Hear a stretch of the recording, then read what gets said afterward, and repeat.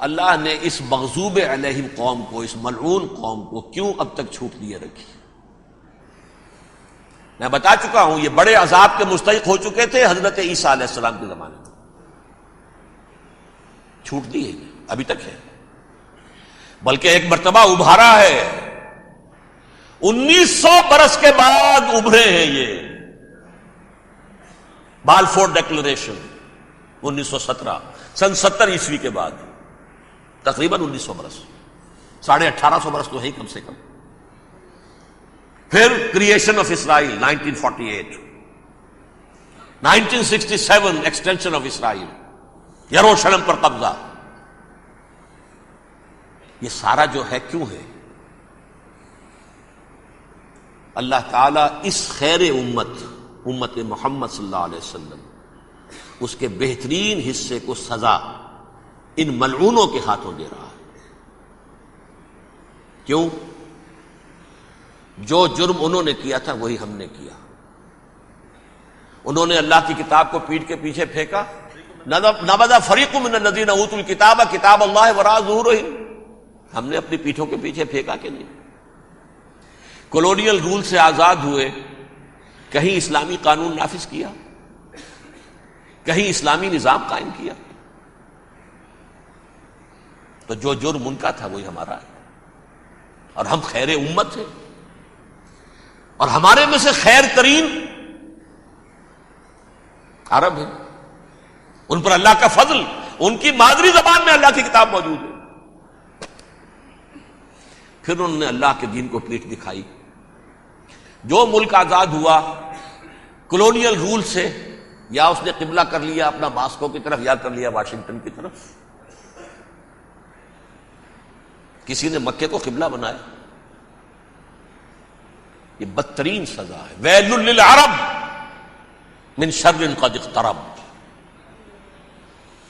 اور ترمذی شریف میں تو یہاں تک روایت ہے، من اقتراب الساعۃ ہلاک العرب، قیامت کے قرب کی ایک نشانی یہ بھی ہوگی کہ عرب ہلاک ہو جائیں گے۔ ایک حدیث میں الفاظ آتے ہیں کہ حضور نے جب کہا یہ ہوگا یہ ہوگا یہ ہوگا، یہ بربادی آئے گی، تو کسی زوجہ محترمہ نام میں بھول رہا ہوں، انہوں نے پوچھا کہ عرب اس دن کہاں ہوں گے؟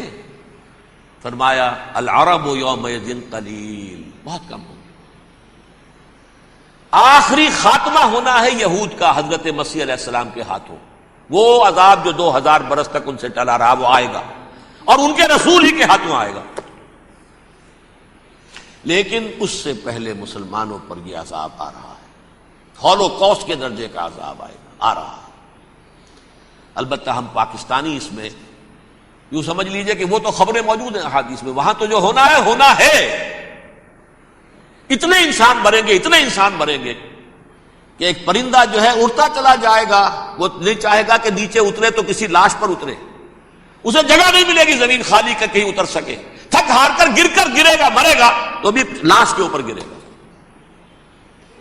یہ الفاظ ہے حضور کے صلی اللہ علیہ وسلم۔ الملحمۃ العظمی الملحمۃ الکبریٰ، یہ لاسٹ کروسیڈ، ٹرمپٹ اخبار نے، میں اس کا فوٹو اسٹیٹ بھی کبھی آپ کو دکھا دوں، ویسے میرے ساتھ ہے وہ رسالہ ٹرمپٹ، دی لاسٹ کروسیڈ، اس کی تیاری ہو رہی ہے۔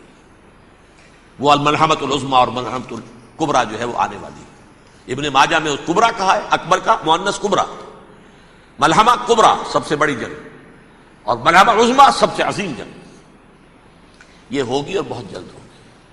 اب آخری بات یہ عرض کر رہا ہوں، کریں کیا؟ کچھ کریں بھی کہ نہیں؟ پہلا کام تو یہ ہے کہ اصل زندگی آخرت کی زندگی ہے۔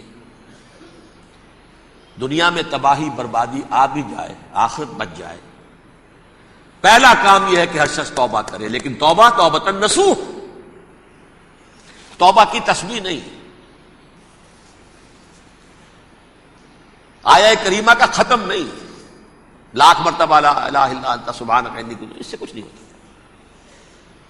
توبہ یہ ہے اپنی معاش کے اندر جھانکیے، اپنی معاشرت میں جھانکیے، جہاں جہاں اسلام کے خلاف کچھ نظر آئے پھینک دیجئے، نکال کر کاٹ دیجئے، بے پردگی ہے نکالیے،